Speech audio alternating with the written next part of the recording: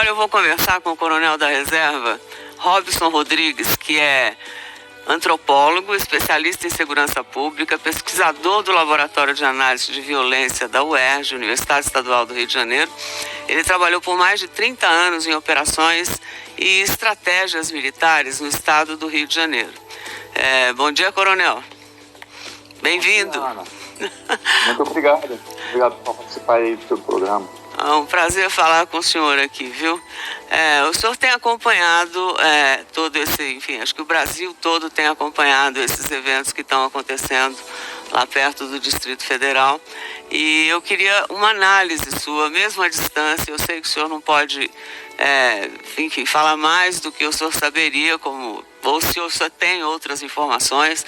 Mas no caso da delegada ali, que eu estava escutando ela dizer, eu acho que tem razão de ter um ponto só de informações, mas ao mesmo tempo também a gente sabe que o Lázaro tem possibilidade de ter informações pela imprensa, porque hoje em dia está muito mais fácil através de celulares e mesmo nas casas que ele tem entrado aí, eventualmente tem a televisão, então que também deixa de informar o bandido. Seria mais ou menos isso?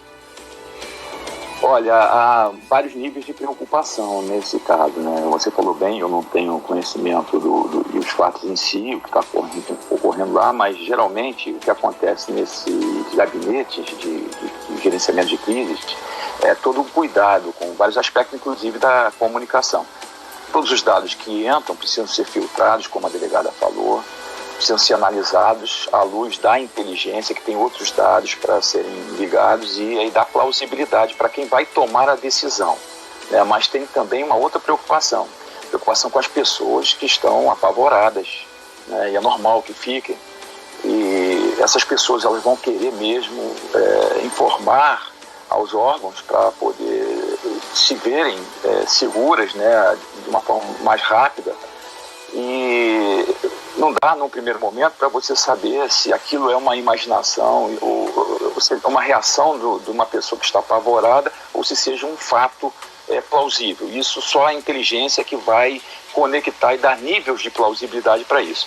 E se preocupar realmente com essa segurança das pessoas. Afinal, o objetivo é de dar segurança às pessoas. E uma comunicação estratégica, ela tem que também trazer tranquilização para a população. Então você tem ali uma ação que é muito atípica, né, foge da normalidade, mas você tem que ter um cuidado fundamental com a segurança pública, né, a segurança das pessoas, que fugiu da normalidade, mas o objetivo ordinário, ou seja, o primeiro objetivo de forças de segurança é você tranquilizar as pessoas e efetivamente dar informações concretas, acertadas, orientar essa população qual seria a melhor forma dela se proteger e como ela pode ajudar as forças de segurança nesse trabalho de dar segurança a elas, né? Então, é um momento difícil, é uma situação muito delicada, mas cabe ao tomador de decisão que está com todas essas informações, acredito que filtradas já, adequadamente filtradas, já analisadas, para poder formar a tática para essas forças agirem de forma coordenada e assim mais rapidamente trazer tranquilidade para as pessoas. Por isso que a comunicação... o senhor defende sempre, né, que a pesquisa, a inteligência e a tecnologia para a prisão de um criminoso, né?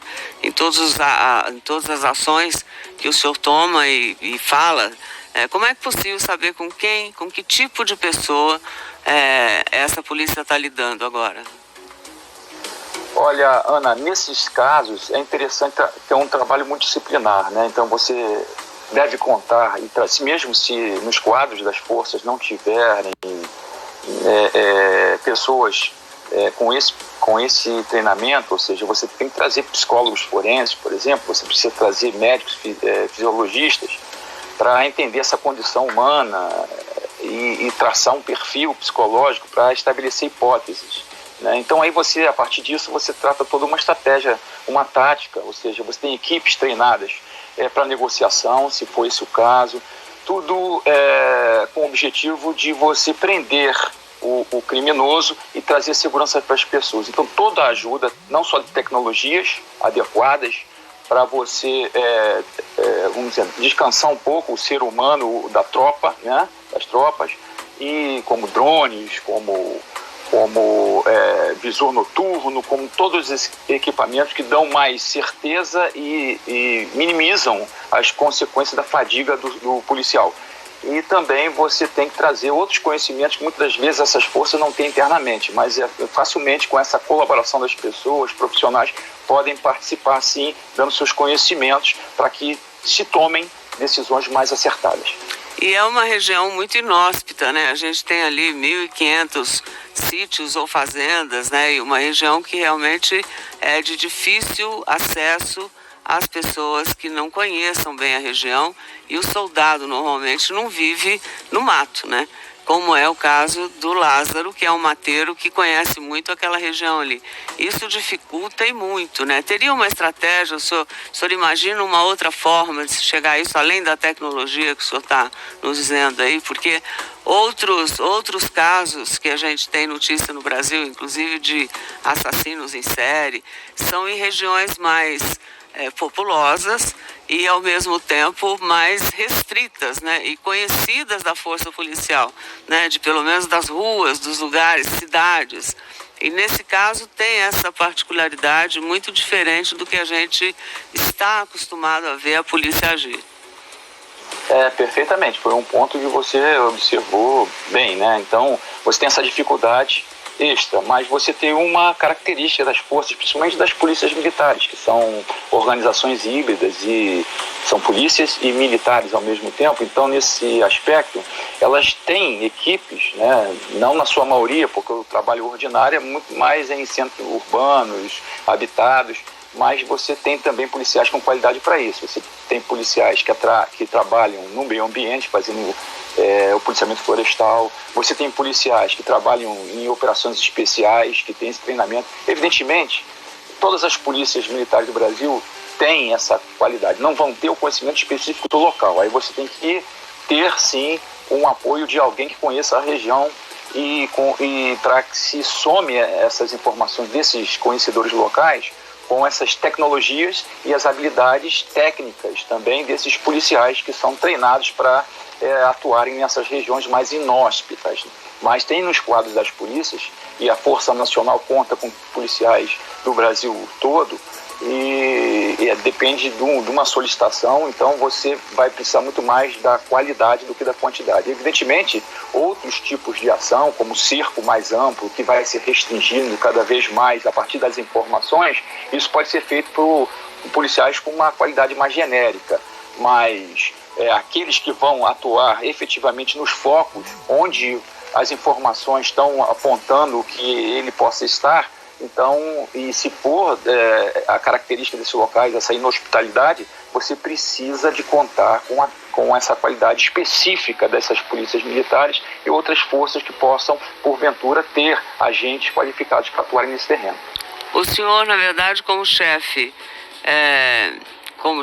do Estado-Maior da Polícia Militar, participou, né, de várias ações, né? O Coronel Robson participou, inclusive, de operações de planejamento de inteligência que resultaram nas prisões de criminosos perigosos, como Elias Maluco e o NEM da Rocinha, né? O Elias Maluco foi um dos maiores traficantes de drogas do Rio de Janeiro e ele comandava o tráfego em 30 favelas das imediações do Complexo do Alemão e da Penha, na zona norte da cidade, sendo acusado pela morte de mais de 60 pessoas, preso em 2002, logo depois do assassinato do jornalista Tim Lopes.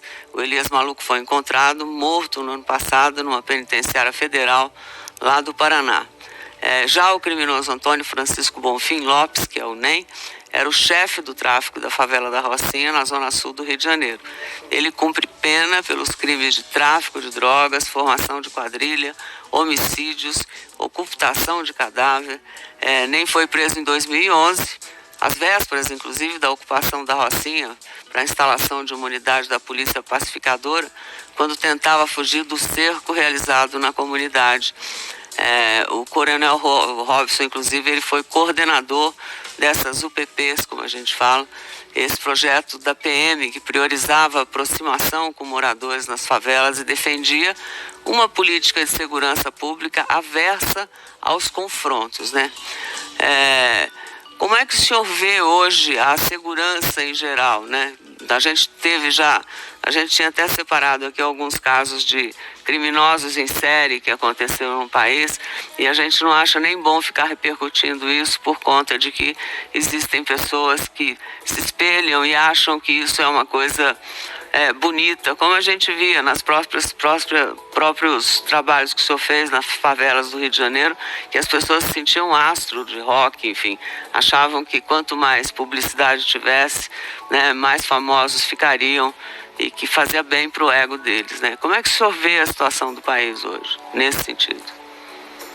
Olha, infelizmente, isso aí pode acontecer realmente, de fato acontecia, você ter uma didática às avessas, né? As pessoas entenderem, muitas vezes serem tomadas por essa parte mais emocional e quererem se mirar nesses criminosos. Isso pode acontecer, né? E outra coisa também é que transmite sempre um nível de insegurança, além do que os riscos concretos, né? Então, você tem que ter essa preocupação e muitas vezes esse momento de emoções, ele é ruim quando todas essas polarizações, todos esses discursos mais, vamos dizer assim, mais contundentes, eles atingem os policiais e os policiais se tornam reféns. Os policiais não podem participar como profissionais de segurança pública, né? Isso é muito difícil que aconteça, mas como profissionais de segurança pública, os gestores da segurança precisam encontrar mecanismos para blindar esses policiais dessas partes mais, vamos dizer assim, mais dessa glamorização, do crime, ou você, quando se taxa uma ação como uma caçada, ou quando se coloca um inimigo a ser destruído, isso não é muito bom, porque você perde a parte mais racional do sistema e começa a tomar atitudes muito mais emocionais. É necessário que todo um trabalho seja feito para blindar esses policiais, porque esses policiais não podem estar envolvidos nesse clima, né, para poder trabalharem bem e dar o serviço de segurança. Então, quando as coisas acontecem dessa forma, quando se consegue fazer isso, o resultado é a prisão do criminoso. Evidentemente que o criminoso, no momento mais tenso, ele pode reagir, e reagindo é justa a ação de uma polícia mais contundente. Mas antes, já prevendo isso é muito arriscado. E muitas vezes os policiais são tomados por isso e querem resolver a seus modos, e aí se transforma as forças, as equipes táticas, né, que poderiam estar trabalhando de uma forma muito mais técnica, elas se transformam em bandos, né, sem controle. Aí o caos se estabelece e os resultados nunca são bons. Os resultados são muito perniciosos, tanto para a população quanto para as próprias polícias, que não se aperfeiçoam nesse sentido. Muito obrigada, coronel. Um bom dia para o senhor. Obrigado por nos atender. Esperamos contar sempre aí com a sua colaboração quando necessário. Um bom dia. Um bom dia e conte comigo. Um grande abraço para todos aí. Um abraço. Agora a gente vai ouvir